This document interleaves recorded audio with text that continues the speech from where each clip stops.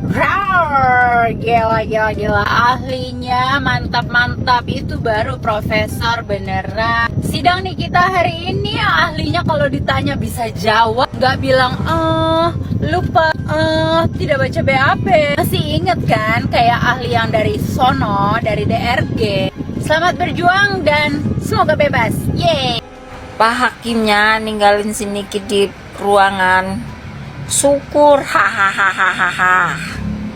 Gak bakalan didengerin lu, ngamuk-ngamuk kayak rumah sendiri lu, kebiasaan lu.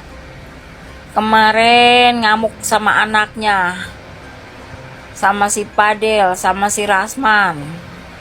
Sekarang ngamuk di persidangan. Lu gak inget menghina Bunda Korla? Lu gak inget menghina si Mira Hayati? Ingat-ingat tuh, kesalahannya tuh banyak. Itu kalau dikarungin kesalahan lu lebih dari 30 karung. Ngerti? Makanya tuh karma tuh berlaku. Tuh sumpahnya Bunda Korla tuh dijabah doanya. Alhamdulillah. Melihat komalnya Fitri Sahiteru dengan Bapak Yamin, Bapak Yamin, ini kok saya menelaahnya ini, waduh bahasanya kok berat menelaah. Jadi kalau saya lihat-lihat ya, Mbak Fitri ini yang seharusnya mengunci semua cerita kok akhirnya dibuka sedikit demi sedikit. Contohnya yang kemarin itu tentang Melvina yang tidak hadir dalam persidangan. Dia memberi tahu, dia itu menceritakan bahwa awal dari pelaporan ini adalah adanya kesepakatan beberapa orang yang mungkin pernah bergesek dengan Nikita Mirzani. Salah satunya adalah Melvina mungkin ya.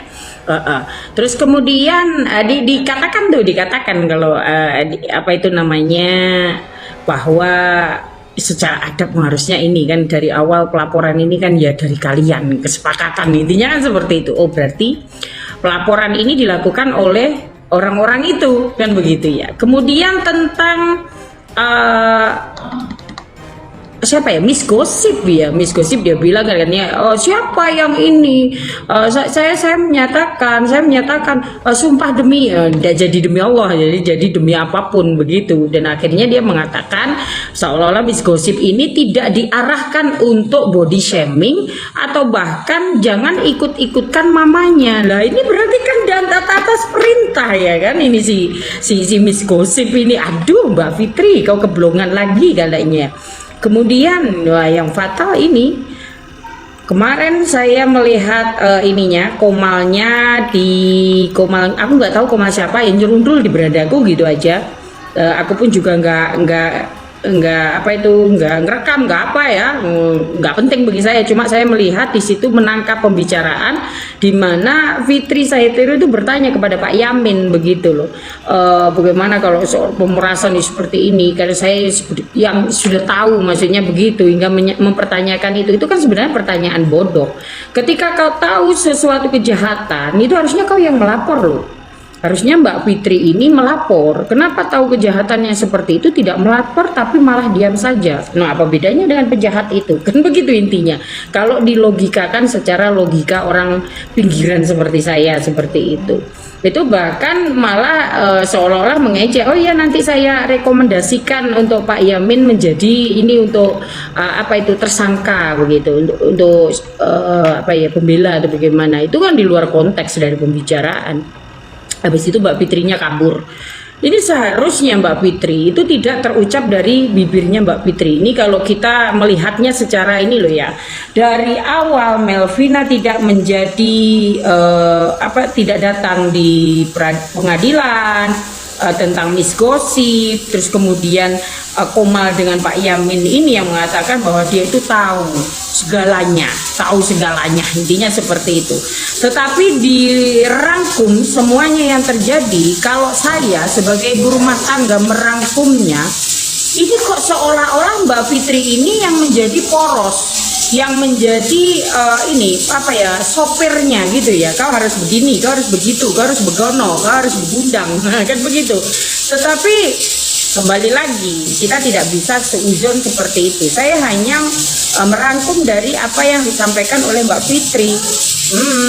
Saya masak ya, namanya ibu rumah tangga ya, masak. Alisku hitam nih ya, biasanya kalau pakai warna coklat nggak segini cantik wajah saya.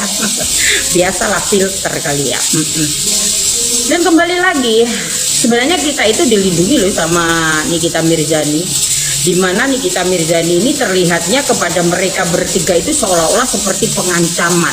Padahal Nikita Mirzani ini hanya mengatakan, perbaiki produkmu ya, atau nanti. Nah gitu, karena apa? Produk ini dipakai ribuan konsumen, di mana jika ini dipakai rutin akan berbahaya pada kulit konsumen. Itu berbahaya bagi para ibu-ibu yang menggunakan produk yang memang di luar dari standar gitu. Itu yang mengejar Nikita Mirzani, yang menyerang Nikita Mirzani harusnya berterima kasih. Dengan hal yang seperti ini itu terungkap mana saja kosmetik yang kita harus hati-hati. Begitu, katakanlah kayak si Mbak Fitri bilangnya Nikita Mirzani banyak melukai orang. Siapa yang dilukai? Yang dilukai mungkin RG, itu dilukai karena produknya diusik. Nah, tetapi kan karena ada sesuatu hal yang disembunyikan di dalam produk itu, dan itu membahayakan bukan hanya orang 1, 2, 3, ribuan konsumen. Coba pikir secara logika aja, logika simple begitu. Ini aku sambil masak ya, yang prestoku bunyi.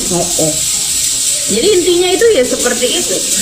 Di luar dari Nikita Mirzani yang vulgar, di luar dia yang ceplas-ceplos, di luar dia yang omongannya kasar, tetapi karena Nikita Mirzani lah kosmetik ini terblow up secara umum, dan kita terselamatkan dari produk-produk yang berbahaya di ujung nanti. Kalau sekarang mungkin setahun, 2 tahun, 3 tahun pemakaian tidak ada bermasalah ya, tetapi kalau itu dipakai rutin hingga nanti kita tidak tahu dampak efeknya seperti apa. Ini pengujian Nikita Mirzani harusnya cerdas juga, jangan berpikiran yang aneh-aneh, tetapi iya ya, beneran begitu harusnya. Karena begitu, kenapa ada yang bertanya kan kemarin, kenapa kok ini masih berani menjual ya, kayak SS masih tetap berani menjual itunya. Begini Cah, pemakaian produk itu mereka tidak akan bisa menjadi tersangka ketika tidak ada pengaduan dari konsumen. Nah baru kalau ada konsumen yang terjadi sesuatu hal yang fatal mungkin saat ini atau bagaimana, itu baru bisa terproses. Tetapi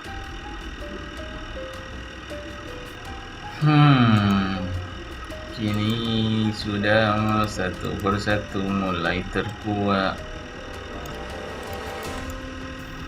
Si Putri Salotero sekarang ketakutan guys. Kenapa begitu? Karena takut beliau, takut ikan gerong. Cuman di kasus Nikita Mirzani saling melapor. Dari pihak ini melaporkan ini, dari pihak itu melaporkan itu. Inilah kasus yang aneh bin ajaib. Padahal tidak begitu,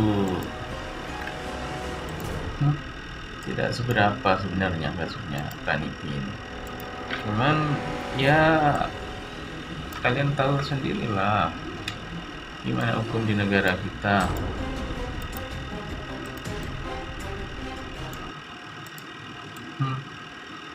Keadilan tidak ada, sudah sulit.